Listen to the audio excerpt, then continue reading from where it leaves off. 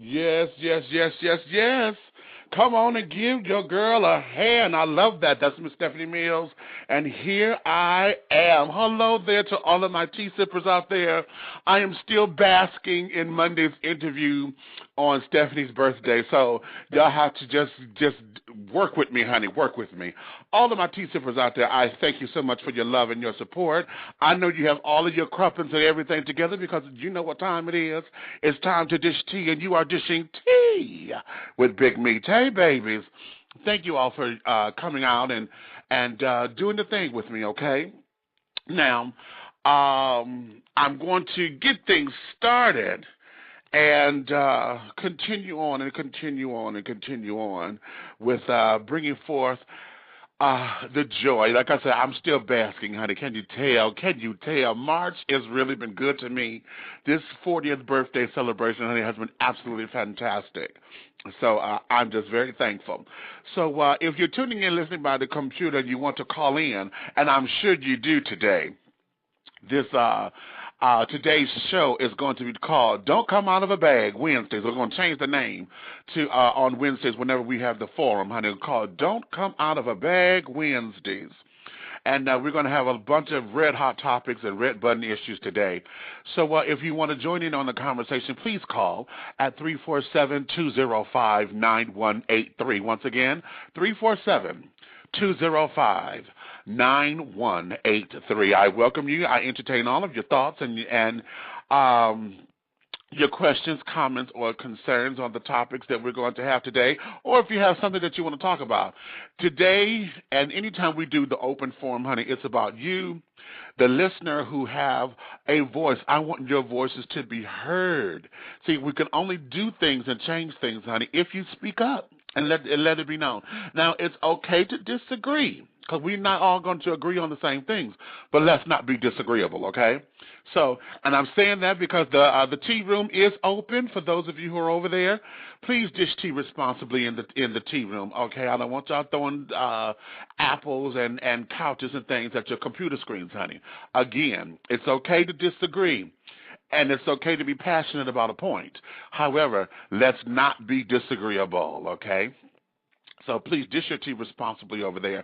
If you have any questions or things, y'all know how I do, honey. I'm a one-man show, baby, and so I bounce back and forth between the screens. So just put your questions up if you can't get through on the line, and I will be reading the screen and carrying on and making sure that I acknowledge you. Okay. So with that, let me say this: my disclaimer for the show, because y'all know I'm a potty mouth, and I make no excuses for it. And I have to be mindful because my auntie listens in sometimes, my mama listens in, and honey, y'all know me. So, okay. But this show is for mature audiences, and the language and subject matters are not appropriate for children, or anyone who is not mature to handle the subject matters at hand, okay? So your listening discretion is advised. Your listening discretion is advised. Now, like I said, I'm a potty mouth, so that there is one thing. But today, the subject matter is not that intense, as far as it being sexually explicit or anything like that. It can be, but, I'm just saying all that out there. So just govern yourselves accordingly, okay? Now, I got to say thank you to my sponsors, because without my sponsors, some of the stuff that I do, I wouldn't be able to, because they give me an assist, and I thank them, and I'm greatly, greatly, greatly appreciative of all of their efforts. So my big thank yous go out to Trade Day Management and PR Firm. At Trade Day, enjoy a touch of Southern hospitality with a universal appeal. For your public relations and entertainment management needs, contact Travion Davenport at 678-523-3088. Once again, 678-523-3088, or email her at tradedaypr@gmail.com, tradedaypr@gmail.com, TREADAYPR@gmail.com. Thank you, my darling Trade Day. Pharaoh's Treasure Box, fine art, unique jewelry, and sensational 3D silk floral arrangements. Creations by Taps. For all of your decorative needs, contact Pharaoh's Treasure Box at 248-688-5178 or 5179. Once again, 248-688-5178 or 5179. Or email at Pharaoh's Treasure Box at Comcast.net. Once again, Pharaoh's Treasure Box at Comcast.net. They have an event coming up. I'll discuss that in just a few moments.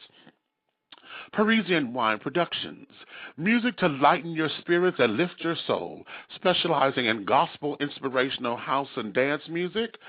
For all of your production needs, if you need that hot gospel track for your Christian setting, contact Paris Harrison. He's the CEO, and you can contact him at Paris42268 at yahoo.com. Once again, Paris42268 at yahoo.com. Thank you, Paris and Parisian Wine. C-Train Productions. You're aboard the right train for all of your entertainment needs with C-Train Productions. Omar Cassidy is the CEO and founder. For all of your casting, producing, and production needs, contact Omar at www.ctrainproductions.com. Once again, www.ctrainproductions.com. Life Fellowship of Christ Ministries. Life, L-I-F-E. Live in freedom everywhere. Reverend James Coleman is the leader and founder of the Ecumenical Social Justice Ministry, brought forth to free the oppressed and introducing a fresh approach to the Christ consciousness. Contact Reverend Coleman at mustardcole@yahoo.com. Once again, mustardcole@yahoo.com. For information about services that are held bi-weekly, contact him at 313-833-9278. Once again, 313-833-9278. So thank you, Reverend Coleman and Life Ministries.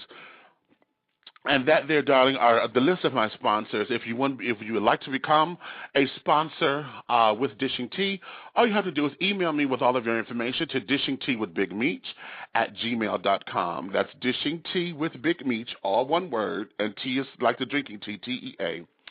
Dishingteawithbigmeech, M-E-A-C-H, at gmail.com, and we'll sit down and go over the particulars and bring you on board, okay? Now, as I said, Pharaoh's Treasure Box has a wonderful event coming up in June, and yours truly will be there to help facilitate the event. And you get to see me in person, and we get to chit-chat and do all the other things. And this is the 5 Mo Artists Show, and it's an evening of art, jazz, and theater, okay, with a special attachment to you, because this year, every year that we do it, we always have a charity that part of the proceeds are going to. And this year, the charity is Uplifting Communities, and it's a community-based, faith-based organization that specializes in bringing forth the community. They are doing home loans and improvement. They're bringing forth child care development and a whole bunch of other programs that are wonderful, wonderful, wonderful, in needs of building up the community. And they're located out of Southwest Detroit. But that event is going to take place on Saturday, June 5th. Saturday, June 5th, save the date. It's going to be at the Samaritan Center, and that's at 5555 Connor Avenue in Detroit, Michigan. That's on the east side, y'all, for all of my east side folks over there. Connor and Warren area, you know, the old Samaritan Hospital that's over there in that particular area. So the show time is going to start at 7 o'clock. We're running from 7 to midnight. And it's going to be, like I said, an evening of theater, art, and jazz. Crudité will be served, and, light refreshments, and get your little drink on, because we will have wine and cheese and that kind of thing. Kind of like it's an upscale event. And make sure you come out. For all of my art lovers and things out there, we have some beautiful pieces that will be displayed, some wonderful new artists that we're going to introduce you to. So it's going to be one of those kinds of evenings. I know you'll have a good time. So if you have any other questions, you can either email me directly at dishingteawithbigmeech@gmail.com or contact Pharaoh's Treasure Box Again, 248-688-5178 or 5179 for ticket information. We will have a silent auction and there's some raffles going on. So it's going to be a full event. Now, this event is not for children because we'll be serving wine and things. So this is, for the grown and sexy, although I'm seasoned and sophisticated. So it's going to be for... So it's going to be for that kind of evening, okay? So bring your checkbooks and things and buy some artwork because for every purchase that you make, part of your proceeds will be going to the organization Uplifting Communities, okay? And I'll have more information on that. And as a matter of fact, what I want to do is in the future, we're going to have the pastor of the church on so that we can talk with him and get him to really dig deep with you so we can talk more about what it is that they're doing. And we want to rally behind them because I really believe that this is a wonderful event to bring our communities back together and to start that grassroots kind of thing to where we're building up instead of tearing down. And for those of you who watch the news, Detroit really is in need of everything to build. We're in a building phase now. So I invite you to come on out, okay? So, all right, I sound like I'm rambling, but I want to get the information out there because it's very important.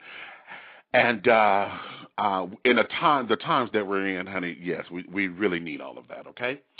So, having said all that, let's get into today's show. Now,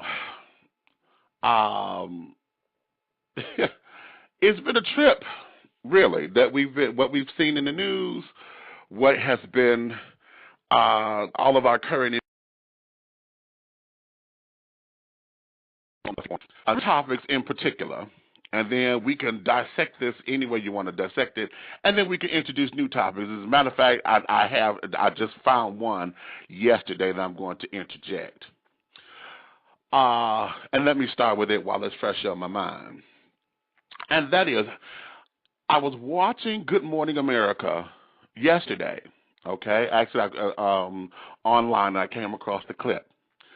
And for those of you who love to play snatchies, okay, for those of you who purposely go after married people, okay, those of you who are in the LGBT community who think you got a piece of trade, okay, because he got his woman on, at home and seeing you on the side, for all you bitches who like to be that on the side bitch and know it, not that he lied to you, but you know what you're doing.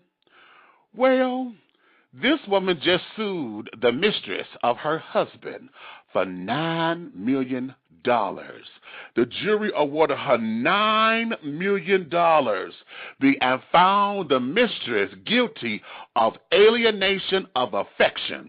That's on the books in 7 different states across the country that you can sue the mistress and win. $9 million is what the jury said that woman should get. Now, what is your thoughts on that? Miss Thing stood up there and said she was shocked that they awarded her so much money. Okay, shocked. And I said, really? I didn't know how to handle that because I was like, $9 million. They broke it down and said, for pain and suffering, for lost wages. It was something else they said. Go look at the clip. If you go back, go online and search it, honey, because it came on yesterday. And I was floored. But then, what you say, Quad in the T-room, he said, I'm so mad at that bullshit. That ain't right. I'm kind of on the fence with it. I'm on the fence with it because the amount of money sounds just astronomical. Okay? I don't know how they came up with that kind of figure. I don't even know if the woman is worth it, But if she can pay it, you know what I'm saying? Because once you win a judgment, honey, if Miss Thing wants this money, she can have Miss Thing's checks garnished, okay, and have that bitch paying her the rest of her life for $9 million. Okay. So I'm not necessarily. I didn't agree with the money amount, And I don't understand how they proved that Miss Thing was in the wrong. The wife said it was proven because my husband introduced us. She said, I knew who she was, and when my husband introduced us as his wife, she then knew what she was doing. And after that point, she pursued to continue to have an adulterous affair with the husband. And it was because of that that's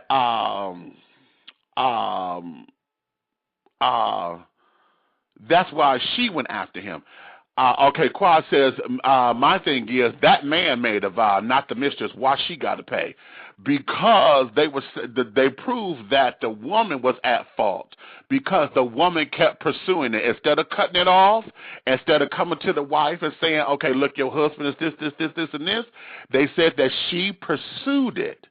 And because she pursued it and kept it going, they found her at fault. Now, we already know the husband is at fault, true enough. But they found her at fault, and this thing was able to sit up there and sue the mistress. Now, of course, I don't know if they got divorced. I believe that they have, and the man is already paying alimony and carrying on because the divorce done went off, okay, and has finalized. But she was able to sue the mistress as well. So, darlings, I want to know what y'all got to say on that. Woo! That one was a doozy for me. I said, are you kidding? Are you kidding? I put that up on Facebook. I said, okay, bitches, all of you out there that like to sit up there, be home wreckers, and sit up there and know what you do. Oh, I love dating a married man because there ain't no commitment. There ain't no this, there ain't no that. I get what I want, and I'm gone. Okay. I got to find out which 7 states. It's only 7 so far in the country that have that on the books. And I don't know all the states because, yeah, they showed the map. And I'm not good at looking at each state by map shape or whatever outside of Michigan because it's the glove and that's where I'm from. So it's 7 states that have that on the book. So I need to know how y'all feel on that. Now, let's go here. Another point that I want to discuss today, and that is I want to talk about the First Lady. I love my First Lady. I love me some Michelle Obama, okay? I love this woman because she is a shining example of just grace and regalness. She reminds me a lot of my mother, you know, as far as her poise. And she's tall like my mom. My mom is 5'11" and a half, and I think she's about that height too. You know, she is just regalness at its grandest as far as I'm concerned. Okay. And her plight of wanting to fight obesity in children. Now, her focus is children. However, you know, the fight for obesity is countrywide and it's people-wide because we have a bad time with our food system here. And it's sad, but we have a bad time with our food system. All these chemicals, all these hormones, all this, and this that we have in our food chain is absolutely ridiculous. And she's on the fight. So my question to you is this. Are we willing to help her fight it? Are we willing to jump on her bandwagon and say, okay, Madam First Lady, you know, we need to do this together? And then what's next? You know, what do you think she ought to do? Because, you know, behind every great man, and we know our president is a great man. I love my president. I love what he stands for. I see the vision that he's working. A lot of folks don't see it. That's why we have a lot of controversy. A lot of folks don't see it. But I see the vision, and I'm willing to work. I may not agree with all the tactics, but I'm willing to work with it. Because I know what the vision is. I see the outcome. But behind every great man, there is an even greater woman because she's got to endure all of that. She's got to endure all that they put on his shoulders because all of that is going to fall on her shoulders, plus their everyday life of raising the family, of dealing with the children, of dealing with, what it takes to keep their marriage together. So, yes, what do you think First Lady ought to do next after she conquers this? What do you think? Should she have her own agenda? Would this set up a precedent in the White House to where the president's doing this and the First Lady comes on as like a tag team partner? Well, darling, if you're handling this, let me take care of this, and we'll merge it together so it's a part of the big picture. Do you see it like that? Or do you think she should be a little bit more subdued and quieter like we've had a lot of the other First Ladies? Who just sat back and were like, this is this. This is my husband's gig. I don't want to be in the spotlight. And even though she is, but, she don't want to draw even more attention to herself. You know what I'm saying? What do you think the First Lady should do? What do you think ought to be her next steps into this game of politics over the next 2.5 years of this first term? I believe he's going to get elected to a second term. I believe that. Because they're going to see the progress of what's going on. Okay? So that there is issue number 2. Oh. Now, I'm going to agree to take you to a place where no man, woman, queen, or whatever has gone before. Well, maybe. I don't know. You tell me. Do y'all believe in UFOs? And UFO sightings? When you hear that, what does that do in your spirit?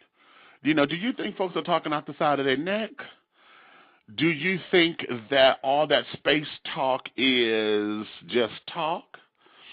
Do you think that, they say they done made it to the moon, but like my mother told me years ago, she said, what they say that they doing on the moon, when I was a little girl, she says, we had a program called Flash Gordon.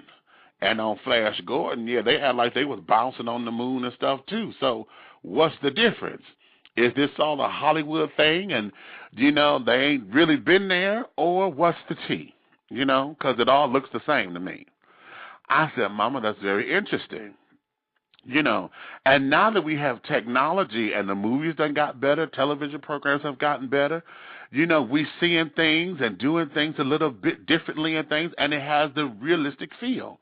So do you think that UFOs are real? Or do you think we're just talking out the side of our mouths? Also, what about the money that they spend on space exploration and shit? We got so many different problems down here. What do you think is the tea? Huh? What do you think goes on with all of that? Do you feel that these folks are actually doing something? Okay? Or do you think like I do, that they could cut back on some of that shit and take some of that money and take care of some of these problems with the world that we have today, especially with our country? We got folks starving.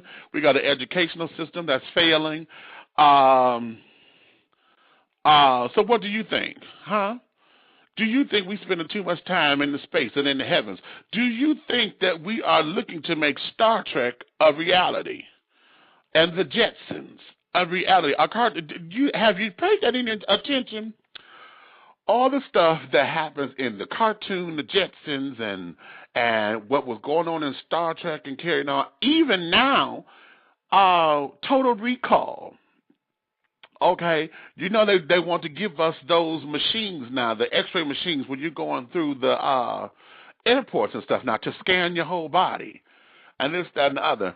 Are we looking to make Star Trek and science fiction a reality now? We spending too much money trying to do that in the name of safety? What you think? Give me a call, honey, 347-205-9183. I would love to hear you. Now, here's another thing, and here's another point. Okay, another topic, if you will. and I'm going to get real a little heavy. Just recently, the current Pope, what is he, Pope Benedict the 16th, went forth and made an apology to to all rather, of those who were victims of sexual abuse in the Catholic Church. Okay? Now, the victims themselves are at an outrage because they feel that the Pope didn't do enough. They felt that the Pope is a part of the cover-up.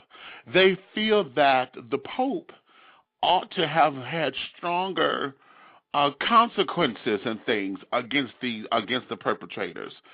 What do you think?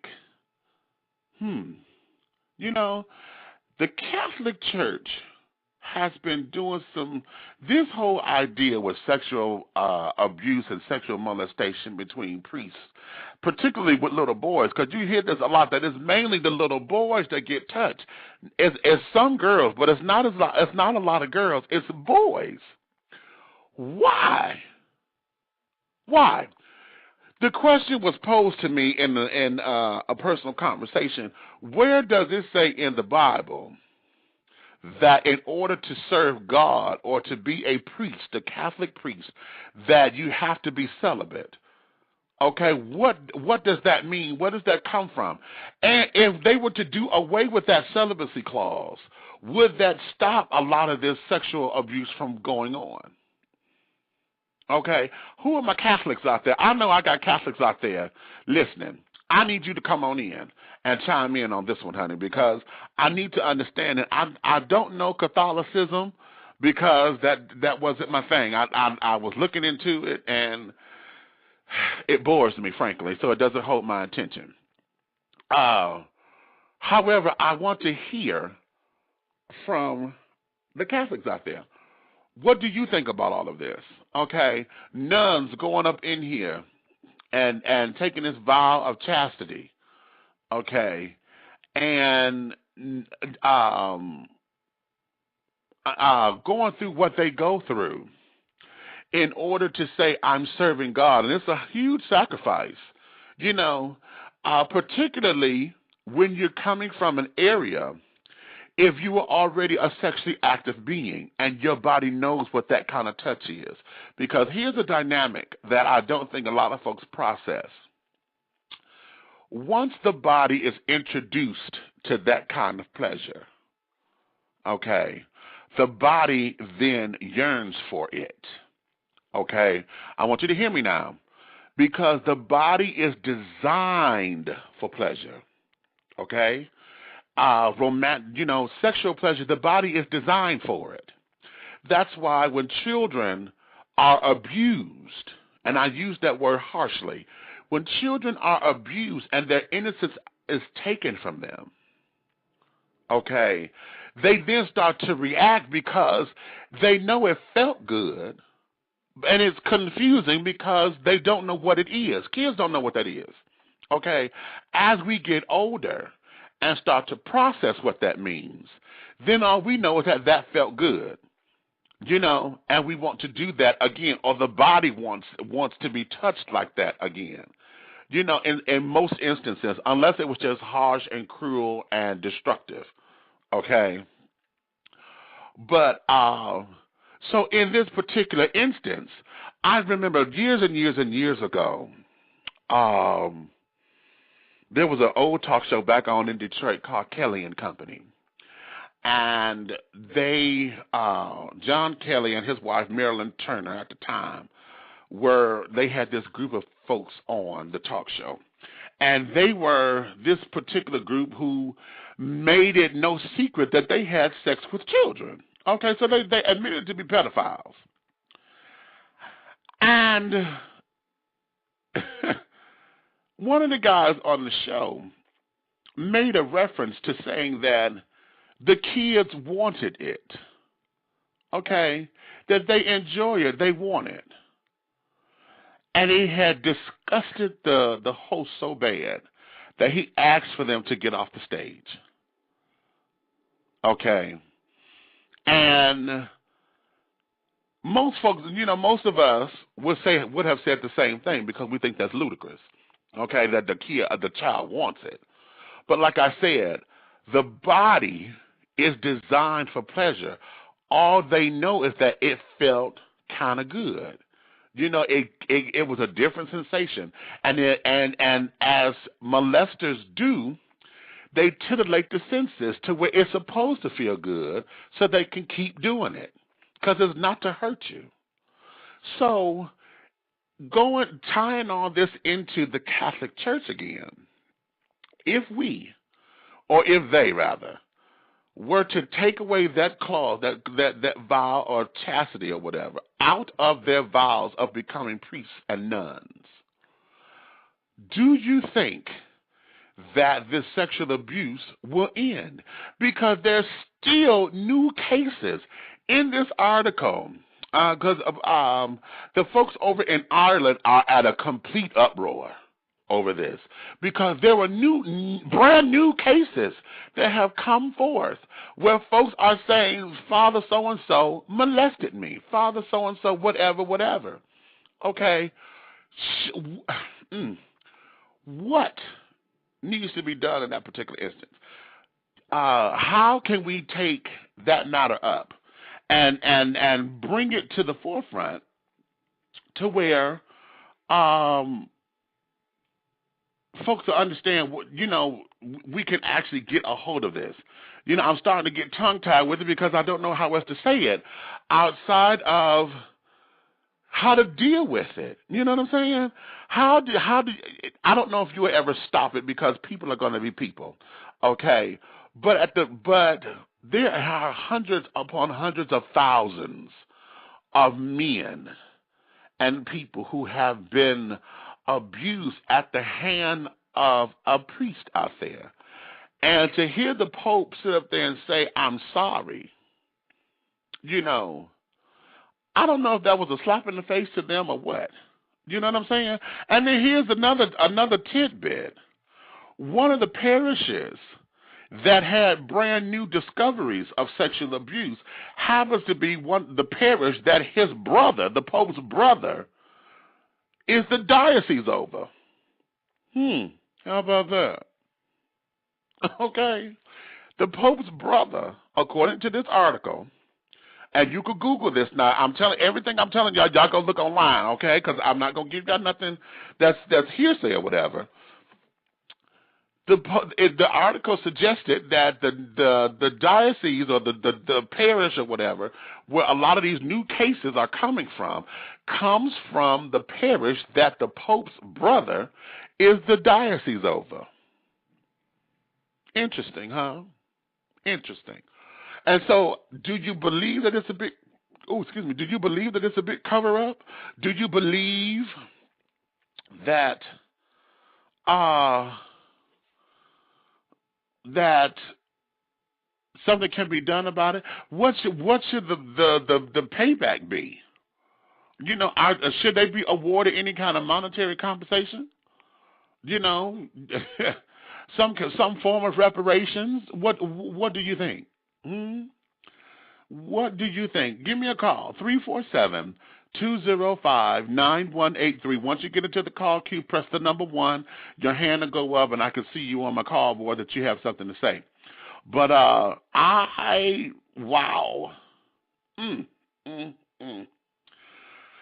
Whew. Yeah, I got issues with that one, baby. So, yeah. So those are my 4 topics today. Now let me do this, because I know last week I was talking with you and I was telling you about my particular health, and I had gotten on this particular verge of taking this quest out and making a shout out to my brothers of size. Okay. Now we all know that we love being big men. There's some many advantages to it and things of that nature. However, I want to look at the disadvantages of being the sizes that we are, particularly those of us Well, you know, there's a breakdown, okay, in big boy culture, particularly in the gay culture, because we have thick, chubby, stocky, husky, uh, bear, and then we got chub, super chub, okay. All that is bullshit in my opinion. However, based on their definitions, the super chub is someone who is over 300 pounds. I think, is it 300 or 350? Whatever the case, I happen to fall in that category because I told y'all guys last week I'm 439 pounds, standing 6'4". Okay? Now, I look good because I carry it well. I carry it very well. However, now that I'm 40, my body is telling me, bitch, you need to get up off some of these pounds because my ankles and things are swelling and things. I told you I was in the hospital for cellulitis. My knees pop. I'm tired of feeling like Attila the Hun when I go down steps because I can't walk down the steps properly. You know, we end up stomping because gravity is pulling all that weight down on you. So you end up stomping down the stairs like you you some little Loch Ness monster or something. So now that I'm there, I've made a commitment. I've started these green smoothies, y'all. I told you I was going out to buy the blender. I bought the blender. I started doing, I've only drank two, and I'm going to be honest. I drank two because I don't think I'm doing this right. And I know I didn't follow the ingredients of the thing. I'm doing my own, right? Well, we know they green. Oh, and they're not real, they don't taste real bad, but they don't taste all that jolly either. So, you know, when I mix spinach and green apples and carrots and grapefruit, you know, in the blender and mixed it into a smoothie. That's what they say. But I had the wrong ingredients. I was supposed to do something else. But I will say this.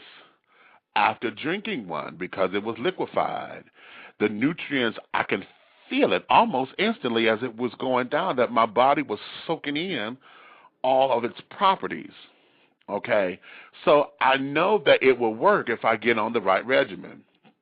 So I've started. Okay.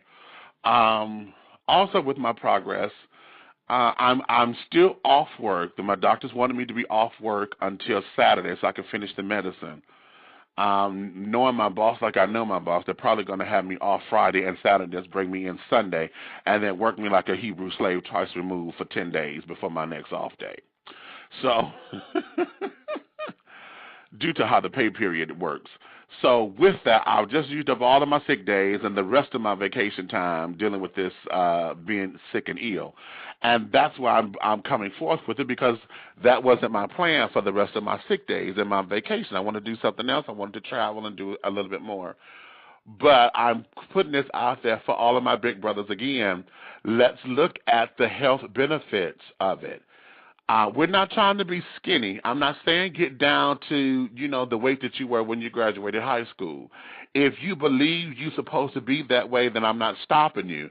What I am saying is you could stand losing about 50 pounds. If you at 300, you could stand losing a good 30 or a good 40, maybe a good 50 to get down to 250 so that it's a little healthier for you. I don't have heart problems, but my pressure is up. It's borderline high, they say, because it's real slight, but it's enough to be borderline high. So they have me on blood pressure medicine. Right. Okay. No, honey. No. I'm looking to I want to leave up out of here at 125 years old, April 3rd, and I got to, whatever that date is, honey, when I turn 125. Okay, that's going to be, what? I was born in 1970. Do the math. Okay, I can't call it off right off the top. But 2095. That's it. Okay. When I see that, April 3rd, 2095, I want to close my eyes after saying thank you, Lord, for letting me see 125 and letting me have my last birthday hurrah. And I want to just close my eyes and go on to glory. But in order for me to do that, I got to be right. So we got to take care of it now because I'm only 40, honey. You see how much I got a number of ways to go. A few more years, okay? So that's what 85 years left. So we got to sit up there and do it the right way. So I'm calling out to all of my big boys out there. Let's look at that realistically, okay? Look at your blood pressure. Look at your circulation. Okay, for those of you who have circulation issues and things, if you got ED problems because you not getting enough oxygen in your blood, if you're on a CPAP machine because you have sleep apnea, that there contributes to a lot of the problems. We need to get on top of that. I'm stressing it. I said all this last week, and I'm stressing it again because I want to make sure that this here is going to be one of my plights, and I want to keep you updated on my progress so that I'm going public, because if I go public, then I hold myself to it. Okay. And I know many of y'all who know me or will call me or whatever will hold me to it. So that there is that. So, all right. I'm in the tea room. Let me see what's going on. Oh, Qua said it takes two to tango. He's going back on the mistress thing. He said it takes two to tango. Yes, it does take two to tango. It does. But in a lot of cases, see, here's the thing. I have problems with the folks who purposely go after married children, okay? And the reason why I have a problem with that is because you know what's up to begin with. You think your shit don't stink and that you can handle it because you lacking something in your life. Those who sitting up there thinking that having a piece of man is better than having no man at all are full of shit. And I'm saying that wholeheartedly, and yeah, I said it, because you are, Blanche, you are. If you want to sit up here and take that time to purposely go in and know that you have the capacity of destroying a household, then you're a dirty-ass dog. You are below scum in my book. Now, here's the thing. I'm not going to put all that on the home wrecker because, like you said, it does take two. If the person in question is not strong enough to say, okay, I got a problem in my relationship that I need to address, then you too need to be dealt with. Okay? If you sitting up there going through the motherfucking changes and don't want to and tell your spouse that you have a problem in the relationship and you going to tip without discussing it. I'm not talking to those who got open relationships and understandings. That's something completely different. I'm talking about those who claim to be monogamous, but yet you tip it at night. You making secret phone calls, Tiger Woods and shit, okay? Got the damn text messages and shit going on. See, that's messy and it's trashy. And you ain't got no business. You have no business putting anybody through the mud. None whatsoever. That is unfair. That is not right. And see, a bitch like me who had emotional issues anyway, see, I ain't wrapped too tight. See, baby, you will come up missing like Hoffa. And see, I got papers anyway. I'm going to serve 2 seconds of time. Lord have mercy. Let me stop telling all my business like that. However, the point of the matter is that there ain't cool, people. It ain't cool. And with this particular thing, with the woman winning the $9 million, the wife winning $9 million from the mistress, yeah, I think that I believe they really did that. Honestly, I think they did that to set a precedent and to make a statement. I really believe that because the lady said that the wife and the lawyer on Good Morning America said that it was the jury that came up with the figure. The jury did it. So I would love to talk to one of them jurors and find out how in the hell did you come up with such an astronomical amount. You know. All right. We got a caller. I'm coming to you right now. They're calling from the computer because I got all ones across my screen. All right then, my darling. Hello, baby. You're dishing your tea with Big Meech. Hey, sugar, what's up? What's up, Meech? You, baby, what's happening? Quiet. Hey, what's up? Dish, baby, because I know you hot with this one. No, I wasn't even going to talk about that because I've been talking about that with the people in my office all morning. And, that lady, she didn't marry that man. That man married, they were the one that married. She don't owe him nothing. She don't owe that mistress anything. I don't think. Mm-hmm. But what I called you for is to talk to you again about what you were talking about last week, and what me and some of my friends decided, man, is that a lot of times, especially for us when we're dealing with weight issues and stuff like that, it's almost Mm-hmm. like we talk to our friends about it, but then we take it into our own little corner and deal with it ourselves. You know what I mean? And I think, as Mm. you said earlier, is like, you have to be held accountable. So what we decided was we're all going to have a blog, and we're going to, make ourselves put something on it every week, at least twice a week, and hold each other accountable for making sure we go to the gym the times we say we're gonna go to the gym and things like that. Because I think, like I said, it's almost like we take it, and even though I'm suffering with it, you suffering with it, we take it in our little corner and hide it like it's our secret, and so nobody can really help us out with it because we feel like we need to handle it ourselves when we need each other to help each other out. So that's how we're trying to approach it. But I think Well, that all what you right said then. last week, man, was awesome. I mean, I convinced you because I'm not ready to go on radio, TV, in a letter. Darling, a lot of folks not. A lot of, particularly men, and particularly men of color, they're not willing to go forth and become public like that because, like I said last week, it has become so acceptable in society for a man to get overweight. When you go to your high school reunions and carrying on, that's the first thing we say, that we go on to see who got fat, who balding now, and et cetera, et cetera, So it's become acceptable for the man to do it. Women have been ostracized for it for years.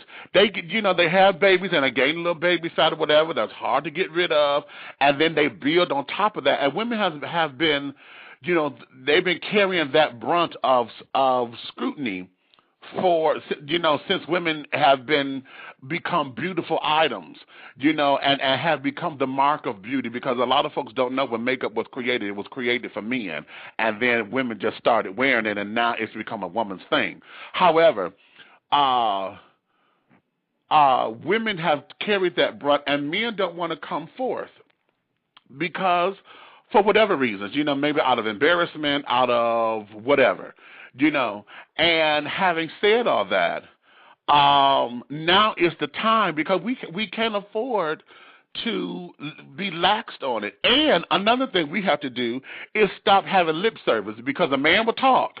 A man will sit up there and say what he gonna do, but when it's all boiled down to it, honey, he still want them fried pork chops, and I just had 2 today. Okay, still want them fried pork chops. He still want that fried chicken. He still want the creamy macaroni and cheese with the 7 cheeses and carrying on.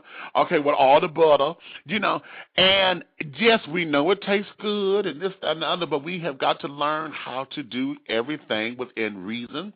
And we have to rationalize, and then we have to understand that some things we got to let go of in order to remain healthy.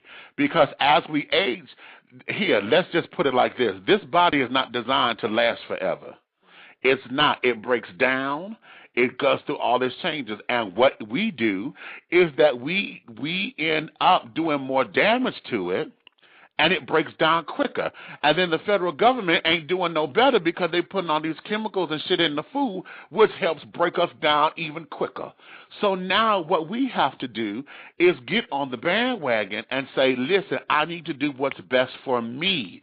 And all of that becomes individual. So when people want to go to the side and do it and get into their little cubby holes, okay, I understand that. But we need help.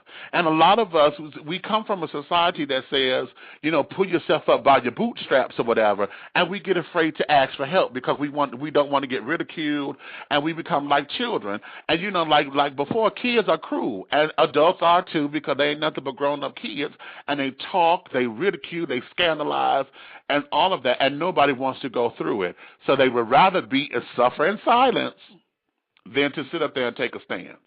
Well, one of the things that I decided, like you talking about the pork chops and stuff, like for me, I'm not even ready yet to even focus on diet or anything like that.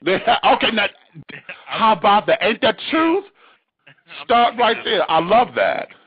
And so, that's the one thing that we were talking about is, we don't make something that you can stick to, and then I'm gonna hold you accountable to that. I'm not gonna try to hold you accountable to what I think you need to be doing. You know what I mean? So I told her, Exactly. look, I'm going to the gym 3 times a week. That's all I can commit to right now. I'm gonna make sure I go to the gym. So help me out on that. Oh, but listen, Beach, the other thing I want to talk to you about, I don't want to get into a big discussion, but the thing you were talking about a few minutes ago with the parish priest and all that stuff, Yeah. one of the big problems with that is that for so long, not just Catholicism, but all, like, especially Christianity, like, they haven't approached sexuality, like hetero or homo. They haven't really approached it in a scientific manner. So that's why they think it's possible for a priest to just be celibate. You know what I mean? Oh, Even wow. because if you decide that you're not going to use sexual energy, that energy doesn't disappear. It's got to go somewhere. And I ain't saying that's the reason why these priests are messing with little kids. I'm just saying you can't No. ignore the power of sexual energy. You know what I mean? Baby. Oh, what a fabulous dynamic. Oh, what a fabulous dynamic. I haven't, you, wow. Wow. Have you ever All right, see? have you ever seen Woo! you know how some of those Catholic priests, like, they do this thing where they whip themselves because Yeah. yeah, you know why they do that. Like, a lot of them do it because they're trying to extend that energy that they would normally use sexually. They got to do something with it, and then you got to do Mm. something. But these other priests, it's like, just because you decide to make a vow of celibacy, you're still human, and human, sexual activity is a thing that humans like to do, and you can't ignore that. And they get aroused, exactly. And arousal comes in many different forms because not only the Catholicism does that, was that the Jewish faith with the rabbi carrying on when couples get married, yes, their wedding night is witness to make sure that the marriage is consummated Right. because the marriage doesn't mean anything until it's consummated, and that's even here. And that's I know of a couple of couples who got their marriages annulled because the marriage was not consummated, and it just so happened that they were a gay child married this woman, and he never did the thing. And so, yes, so here you are so right. Sexual energy is so powerful. And we tend to underestimate that. That's why sexual addiction exists, because folks who done let it go, and get so far in it, they don't know how to control it. It is such, wow, I like that dynamic that that the church don't even deal with the science of sex. Exactly. Damn, that's a topic. Hey, exactly. I'll call in for that one. Oh, okay. See, okay, I got to write that one down. The science of sex and sexual energy, and the church don't address it, and they don't. Right. They don't. They don't. So anyway, Woo, that's delicious, Quad. That's delicious. go ahead and do the show. I'm not gonna keep you any longer. Well, all right. Well, all right. Thank you for dishing your tea with me, sugar. All right. All right. Are you going on Big Dogs tonight? If they do it, they didn't do it last Yeah, week. they didn't do it last week. I was pissed, honey. Got me all ready for yeah. Anyway, bless them anyway, honey. They get busy from time to time. But yeah, I'll see you tonight. All right. I think I may have an engagement. Anyway, all right. I'll talk with you in a minute. All right, children. Yes, isn't that just fabulous? The science of sexual energy. Now that was power right there, baby. He says that the church don't deal with it, period. Not hetero or homo. Only thing they do deal with is saying that that homosexuality is wrong and that the man and the woman should get married and be fruitful and multiply. That's the only thing they deal with. They don't deal with the science of what sex is. That is beautiful. That's the show topic. Thanks, Quad. Yes, baby. I love it. I love it. Let me go here. Okay. Hey, we got 313-651 coming into play. 313-651. Hey, darling. Thank you for dishing your tea with me. What's the tea? Hi, I'd like to remain anonymous. Oh, I want to talk about UFOs. I think that this really, this mania started with the Roswell incident back in the 1940s, I believe, 50s, when the alleged spaceship crashed and it was this huge uproar. Well, after that, we saw a huge increase or boost in technology. We began to go places that no one's gone. Currently, I believe that there are missions to Mars where they have satellites that are in place, and they are now sending back images to Earth. And I'm just wondering if we do cut funds, what will happen to those probes and those programs, things that are already in space? What will happen to those? Is it just money lost? How do we handle that? That's a really good question. There is a good question. And then all the money that's wasted when the damn equipment is broken, it don't make its destination, the damn rockets blow up and carry on its way to the destination. That there is very, very, very, that's a very good question. Because I see so much. Go ahead. I think that in order for us to, as a people, to make a sound judgment or decision based on the space program and NASA, I think we really need transparency. I know there are organizations out there that are even approaching the Obama administration and calling for transparency when it comes to UFOs. I feel that we need to know. If they know, we need to know so that we can so that the funds can be justified. Okay, we're spending billions upon billions of dollars because we know that they're out there. They have already visited us. We have proof of that. They've come to us. Now we're trying to get to them. Really? Now, see, about transparency. See, we've talked about this before. And my whole thing with transparency is we as humans don't know how to process information. Okay? If we were to get that kind of information, we then would go overboard. And I know I've heard, okay, you just playing into that whole hysteria thing that they want to believe will happen with the human public. But the human public has already demonstrated that they would get hysterical and start going all off the deep end when they get information. I mean, let's take what's going on now. Look at the health care thing that Obama just passed. Before, these folks are still rallying and saying they'd have made up something in their minds that they're going to lose their coverage because there is a public option. And they have created this fantasy, and now the fantasy has a mind of its own. And so when you give the American, particularly the American people, information, they tend to run wild with it. So that transparency thing, I think it needs to be there, but I think it needs to be on a need-to-know basis. Because now here's the thing. I think that the money that's spent ought to be, just like any other business, you have public forum and you have records, because our tax dollars is what funds these damn things.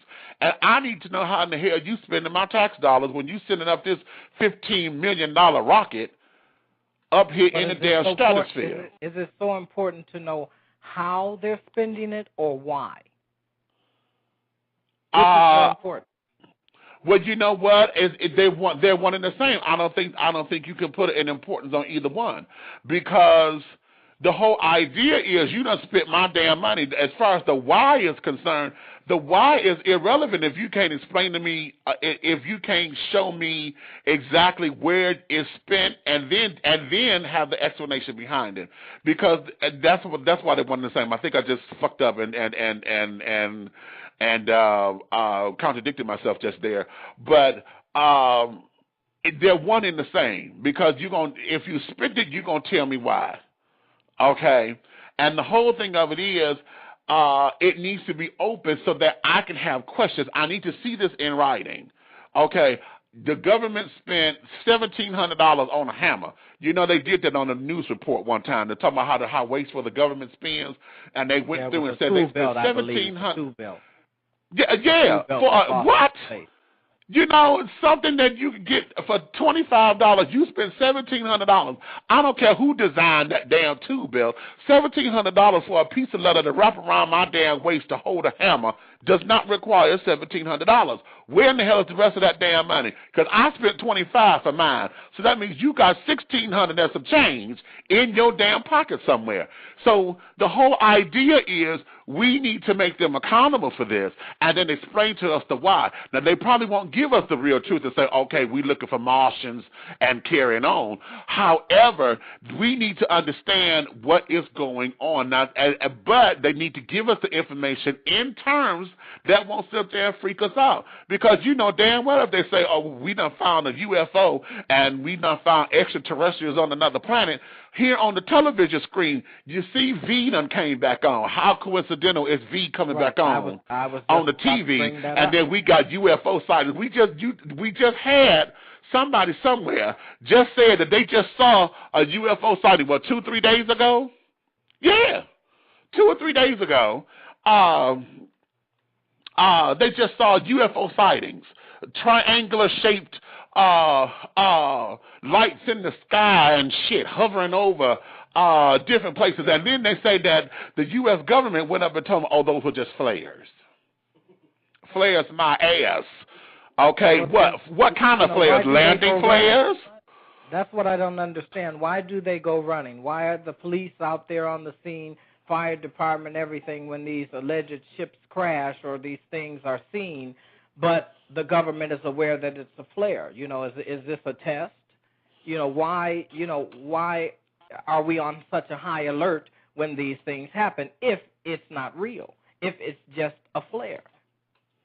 Okay, right. You know, there was some incident in, I believe it was in New Mexico here recently, where they heard some type of sonic boom and they saw lights in the sky. And, I mean, thousands of people saw this and they went running out to the scene and all of this mass hysteria going on because they didn't know what was going on. You know, the government then, you know, after all of this happened, says, oh, well, it was flares from a nearby base that was, I think, 30 miles away from the particular town that, you know, really, you know, got hit the hardest with the blast and the lights and saw everything, you know. But, you know, why then were they out there? You know, what were you running out there for, spending, again, all of this money? Because every time the police go out, the fire department goes out, you know, their team goes out, you know, that's money. You know, so why are we being wasteful if we know that this is what it is? True that. I agree with that, you know, and that's why I'm saying, so the importance is you can't put one over the other because they coincide. They're one and the same. You spent this money, why? You know, then the amount of money. See, all of that ties into the same thing because here we are in a place where our economy is on the verge of collapse.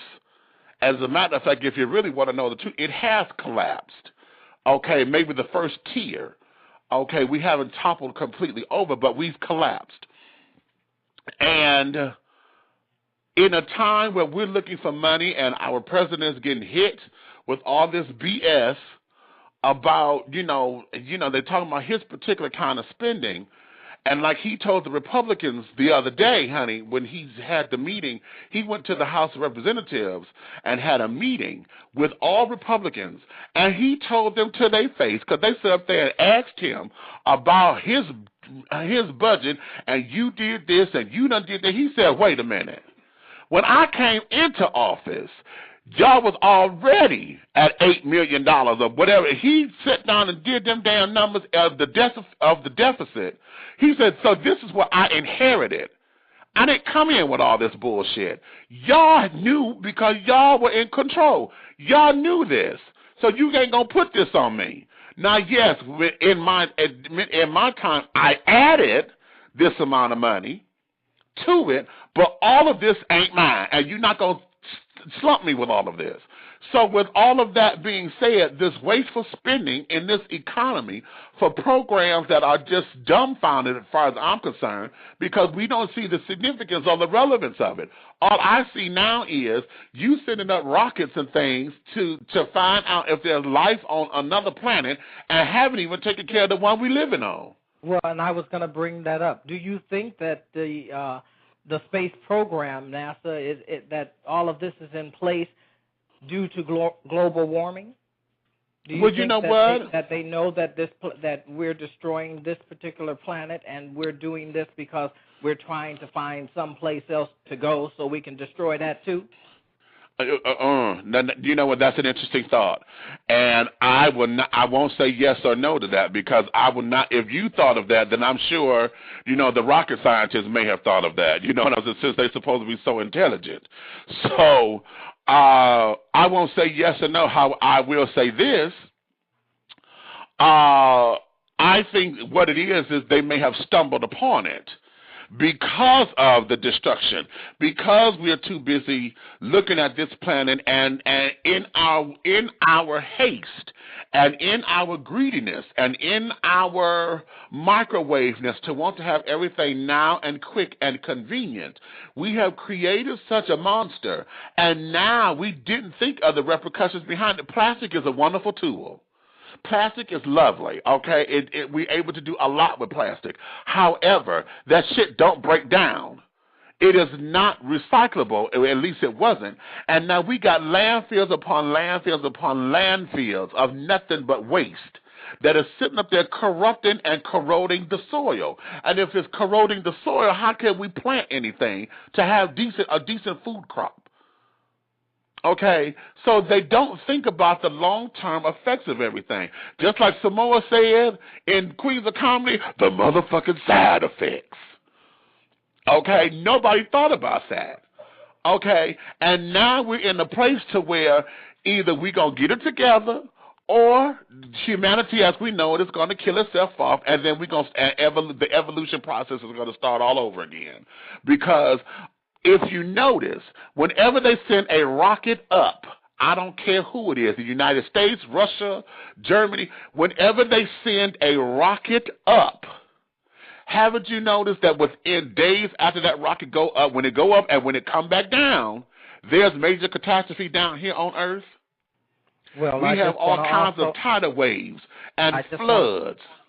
I want to also add that also, though, when the alleged UFO sightings, there are also natural disasters that occur. It's okay. Coincidence, and I don't believe in coincidences. Okay, I don't believe in coincidences because everything happens for a reason. There's a reason behind all of that. And why? Because the atmospheric continuum has shifted. Anytime you go against the atmospheric continuum, it's going to shift down here. Everything goes in a circle. When you look at the wind, when it blows in a circle. Look at leaves, how they dance up and down the street, honey. When leaves blow, they blow in a circle, and they flip and they roll. So that means that the pressure is on a circular motion. And yet everything that we do, we go straight up perpendicular to it, and it fucks up the rhythm. So when it tears up the rhythm, yes, it's going to have catastrophe down here, and you're going outside, supposedly, of the hemisphere, and outside of what we know to be our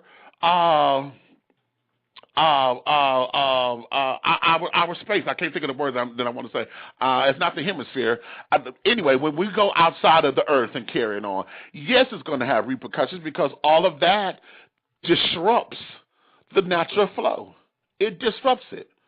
So with that, I'm not understanding how come they have not made that correlation. They have not made it, all because they want to look at space. And my whole thing is they want to bring Star Trek and the Jetsons to real life. Why? I have not put my finger on that just yet. The movies are just really a preview of what's to come for real life. I mean, I heard you mention earlier Total Recall. A good example of, they're traveling from Earth to Mars, and they have to go through this thing that scans their entire body. And what do we have to do today? That program is currently in place. That's right. You mentioned V. Again, why?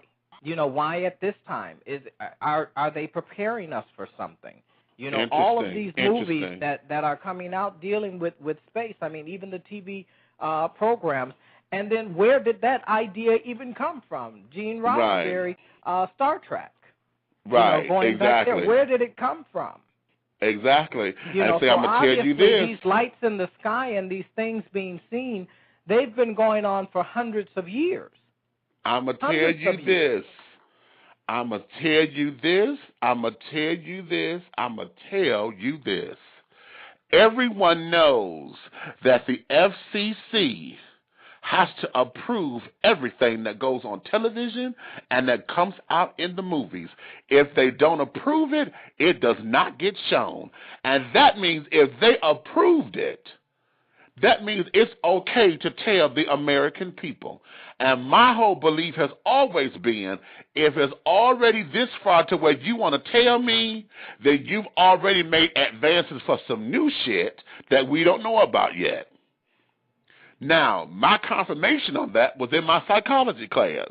And my professor, this was back in 2006 when I was in school, my professor said, anytime it gets to these books, because we were talking about they were training the chimpanzee to use his brain. They're training the chimps to use telekinesis to call shit up and to make things move and carrying on. If you don't remember, that was an episode of Wonder Woman back in 1976 when they set up there and made the chimpanzees and things and put the damn things on there for the folks to go up and move shit with your mind. And it just now made the textbooks. She said that experiment has been going on for years. I said, really? She said, anytime it makes the textbooks where we can teach it and tell you a little bit about it, it's because it made advances already on it, and that's the part they can tell you. So now that we sit up there talking about aliens and carrying on on the TV and the and carrying on and got movies and stuff. Yes, that's preparing you. You was a child when the Bionic Man and the $6 Million Man and the Bionic Woman was on TV. We was told, oh, that's just television. What happened now? Would you look on Good Morning America the other day when they had the bionic arm and shit and the damn thing was able to do this, that, and the other? Well, I'll take you back even further than Wonder Woman and give you the Planet of the Apes. Woo! Okay, take me back, Cornelius. Take me to Cornelius. I mean, that's where it started from. That was our preview right there of what's to come. And if we keep doing what we're doing and giving them telekinesis and this knees and that knees, then we're headed for problems. Darling, we already... Because they're going to be so far advanced, because we can't do that. We haven't... channeled that in human yet. Exactly. So why are we trying to force that on an animal? That we can't control and don't know nothing about and can't communicate with. What was the movie Ocean Blue, I think it was, with Samuel Jackson and LL Cool J with the shark? And they would sit up there and gave the shark intelligence and carrying on, and then the damn sharks outsmarted them and found out how to eat their asses and shit?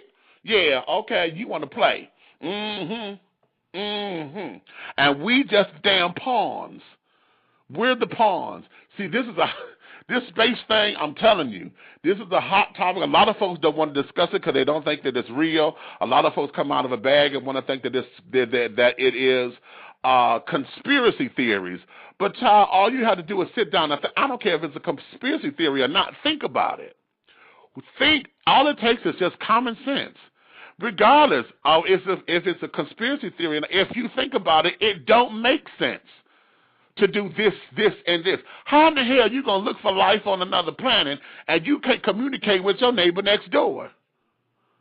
Okay, you don't even know how to access all of what we have here. You're going to sit up there and tell me you're going out looking for alien beings or terrestrial beings from another planet and going to act as if we can't communicate with them, not knowing what their technologies are or whatever. And for those of you who don't believe there's life elsewhere, you foolish, because that's arrogant to think that the Earth is the only planet, and you learned that there was 9, and they found out there's a 10th one. Oh, and how about it? it? Beyond that. It goes beyond that. Exactly. We have a whole galaxy out there. A whole galaxy. Bitch, we got stars, and you can't even count all the stars. And they say that a star, honey, is a planet that you can't, child. Okay. Okay. Now, you want, yeah. Well, I've enjoyed this conversation, Big Meech. Thank you so much for letting me dish my tea and remain anonymous. Yeah, okay, anonymous. I'll talk to you later. Bye-bye. Thank you, darling. Ciao. I know who that is, children, so don't think I'm being shady with him. He just know I'm going to have a public conversation with him, a private one, rather, when I get him on the phone. Mr. Anonymous. Anywho. Whew. All right. Ciao. Okay. Oh, yeah, that there. I think that just got me going, because shit, that's just silly. It's just silly, and it's crazy, and the kids, folks just don't want to. They don't want to open up to it. And here's another thing. And I'm saying it because I am patriotic. I love my country. I realize as I investigate and look at other countries and things that the United States is the best country on the planet. We have all of our freedoms, although they're trying to take them from us. We have all of our freedoms. We are in a democratic society, though it looks like a dictatorship a lot of times. We are a democratic society, and my voice counts. That's why I wanted you to call in today. Your voice counts because it needs to be heard. Whether we agree or disagree, your voice needs to be heard, and we have to hear you in order to understand you. You know what I'm saying? Because a lot of times we just talk, and we talk over one another, and nothing is heard. We just hear a lot of shouting, and no one is listening. But here's the thing. As patriotic as I am with this country, I realize that our country is not patriotic to us. Okay? Our country will leave us out like pawns on a chessboard and will allow us to be snapped up and snatched up, all in the name of capitalism. We are in a very capitalistic society, and those who are not a part of the capitalistic game are the ones who get sucked up, bumped off, snatched, killed. You played the game of chess. If not chess, you've played checkers. And you know how that works. When you move your piece, the goal is to get to the other side to get your king so they can crown you. But in order to get there, you got to take out pieces. And that there is where it is. And a lot of times we are on this wonderful game of chess and checkers or whatever, and a lot of the American people are the pawns and are the ones who are the expendable ones, okay, and end up taking the brunt. And then what happens is, yes, America thinks that, the government, and I'm going to say that like that, the government thinks that if they pay you off, because everybody want money, if they pay it off, give you a nice settlement and things and make your family okay, and you're able to do this, and this, that's supposed to mean something. But that doesn't take away from life. And all of this space stuff and everything that we're doing to harm the planet, to harm ourselves, all of it is a damn experiment. For what purpose, I don't know. Who's to gain, I don't know. Because if everybody is gone, who's going to be here to reap the benefits of it? So that there is, I see, when I said that we don't think about the long-term effects of all of this, that's what I'm talking about. First Lady, when they got to the White House, what did she do? She dug up space and started planting vegetables. Ha! Who else did that at the White House? Nobody.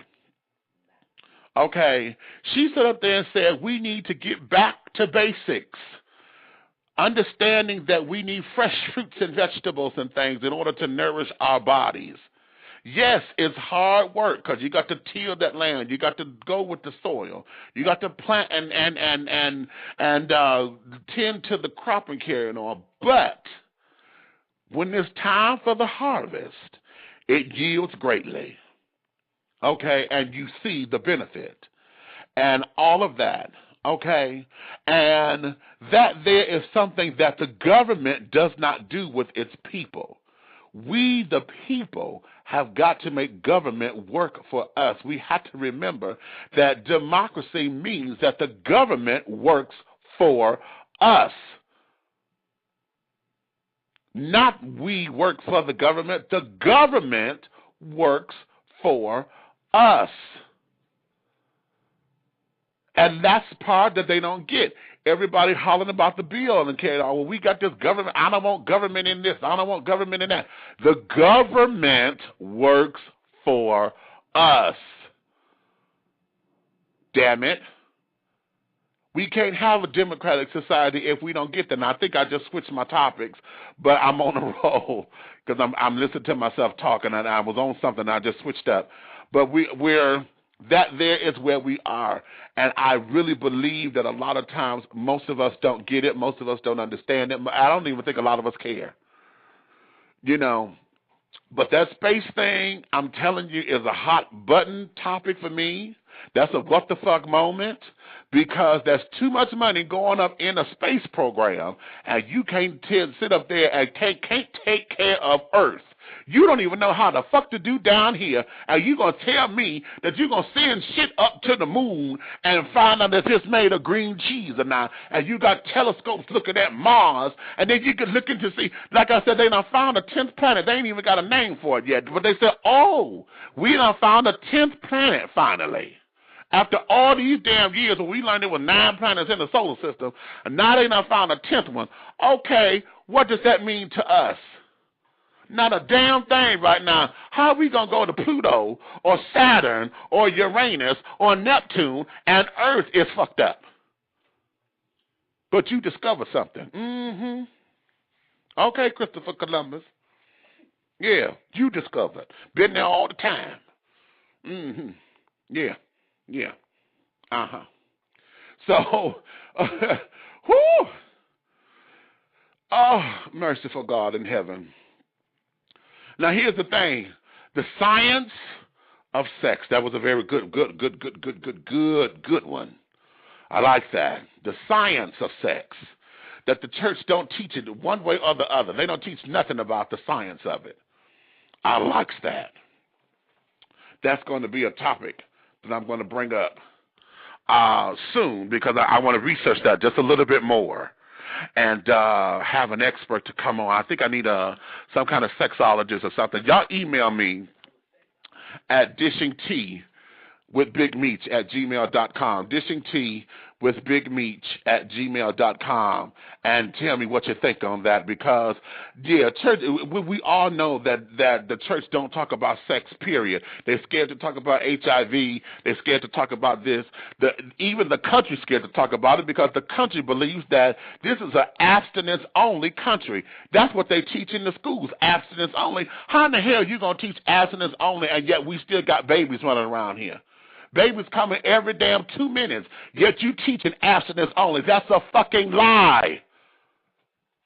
How you going to teach abstinence only, and yet that's a contradiction? Ooh, Lord have mercy. Okay. You see how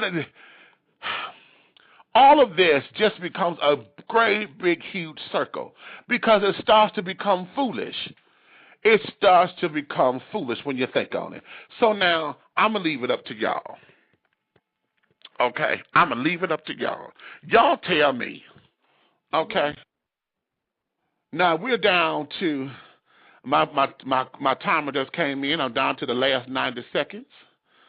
And let me just say thank you to my callers that called in. Thank you to all of y'all over there in the tea room listening.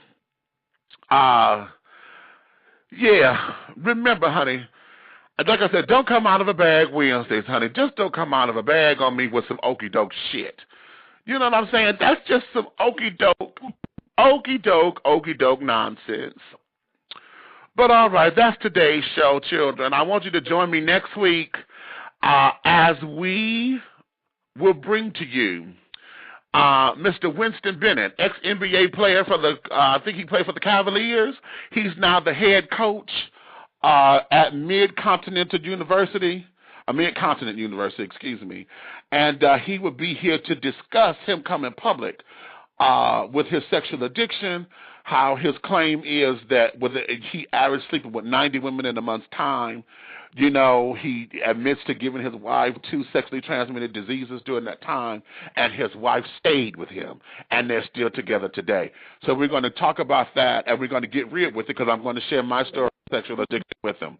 So with that, my darlings, I thank you, and I hope to see you guys next week. So remember, we're always dishing tea with Big Meech. I'll talk with you soon. Ciao.